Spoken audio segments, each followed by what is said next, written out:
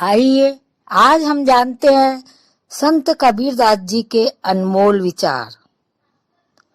जो व्यक्ति इस संसार में बिना कोई कर्म किए पूरी रात को सोते हुए और सारे दिन को खाते ही हुए ही व्यतीत कर देता है, वो अपने हीरे के समतुल्य अमूल्य जीवन को कौड़ियों के भाव व्यर्थ ही गवा देता है। ना तो अधिक बोलना अच्छा है, ना ही जरूरत से ज्यादा चुप रहना ही ठीक है। जैसे बहुत अधिक वर्षा भी अच्छी नहीं है और बहुत अधिक धूप भी अच्छी नहीं है। इस संसार में ऐसे सज्जनों की जरूरत है जैसे अनाज साफ करने वाला सूपा होता है, जो सार्थक को बचा लेंगे और निरर्थक को उड़ा लेंगे। जिस तरह चिड़िया के चोंच भर पानी ले जाने से नदी के जल में कोई कमी नहीं आती, उसी तरह जरूरतमंद को दान देने से किसी के धन में कोई कमी नहीं आती। बड़ी बड़ी पुस्तकें पढ़कर संसार में कितने ही लोग मृत्यु के द्वार पर पहुंच गए, पर सभी विद्वान न हो सके। यदि कोई प्रेम या प्यार के केवल 2.5 अक्षर ही अच्छी तरह पढ़ ले, अर्थात प्यार का वास्तविक रूप पहचान ले, तो वही सच्चा ज्ञानी होगा। जो कल करना है उसे आज करो, और जो आज करना है उसे अभी करो। कुछ ही समय में जीवन खत्म हो जाएगा, फिर तुम क्या कर पाओगे। इस संसार का नियम यही है कि जो उदय हुआ है वह अस्त होगा, जो विकसित हुआ है वह मुरझा जाएगा, जो छीना गया है वो गिर पड़ेगा, और जो आया है वह जाएगा। जहाँ पर आपकी योग्यता और गुणों का प्रयोग नहीं होता, वहाँ आपका रहना बेकार है। जैसे ऐसी जगह धोबी का क्या काम जहाँ पर लोगों के पास पहनने को कपड़े ही ना हो। संसारी व्यक्ति का शरीर पक्षी बन गया है, और जहाँ उसका मन होता है शरीर उड़कर वही पहुंच जाता है। सच है कि जो जैसा साथ करता है वह वैसा ही फल पाता है। समुद्र की लहर में मोती आकर बिखर गए, बगुला उनका भेद नहीं जानता, परंतु हंस उन्हें चुन चुन कर खा रहा है। इसका अर्थ यह है कि किसी भी वस्तु का महत्व जानकर ही जानता है। मन में धीरज रखने से सब कुछ होता है। अगर कोई माली किसी पेड़ को 100 घड़े पानी से सींचने लगे, तब भी फल तो ऋतु आने पर ही लगेगा। जो हमारी निंदा करता है उसे ज्यादातर पास ही रखना चाहिए।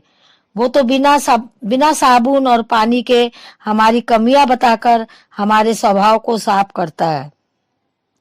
अज्ञानी व्यक्ति काम कम और बातें अधिक करते हैं। ऐसे लोग खुद अपना तर्क रखने के बजाय सुनी सुनाई बातों को ही रटते रहते हैं। पुरुषार्थ से स्वयं चीजों को प्राप्त करो, उसे किसी से मांगो मत। शरीर में भगे वस्त्र धारण करना सरल है, पर मन को योगी बनाना बिरले ही व्यक्तियों का काम है। यदि मन योगी हो जाए तो सारी सिद्धियां सहज ही प्राप्त हो जाती है। गुरु का स्थान ईश्वर से भी ऊपर है, क्योंकि गुरु की शिक्षा के कारण ही भगवान के दर्शन होते हैं। सज्जन को चाहे करोड़ों दुष्ट पुरुष मिले, फिर भी वो अपने भले स्वभाव को नहीं छोड़ता। चंदन के पेड़ से सांप लिपटते रहते हैं, पर वो अपनी शीतलता नहीं छोड़ता। इस संसार में मनुष्य का जन्म मुश्किल से मिलता है। यह मानव शरीर उसी तरह बार बार नहीं मिलता, जैसे वृक्ष से पत्ता झड़ जाए तो दोबारा डाल पर नहीं लगता। सज्जन की जाति ना पूछकर उसके ज्ञान को समझना चाहिए। तलवार का मूल्य होता है ना कि उसकी मयान का, उसके ढकने वाले खोल का। दुख के समय सभी भगवान को याद करते हैं, परंतु सुख में कोई नहीं करता याद। यदि सुख में ही भगवान को याद किया जाए तो दुखी क्यों होए। जब गुण को परखने वाला ग्राहक मिल जाता है तो गुण की कीमत होती है, पर जब ऐसा ग्राहक नहीं मिलता तब गुण कौड़ी के भाव चला जाता है। खजूर के पेड़ के समान बड़ा होने का क्या लाभ, जो न ठीक से किसी को छांव दे पाता है, न ही इसके फल सुलभ होते हैं।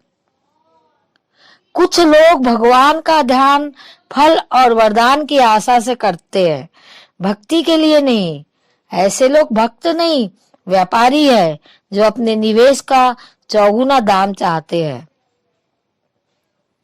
अगर हमारा मन शीतल है तो इस संसार में हमारा कोई बैरी नहीं हो सकता।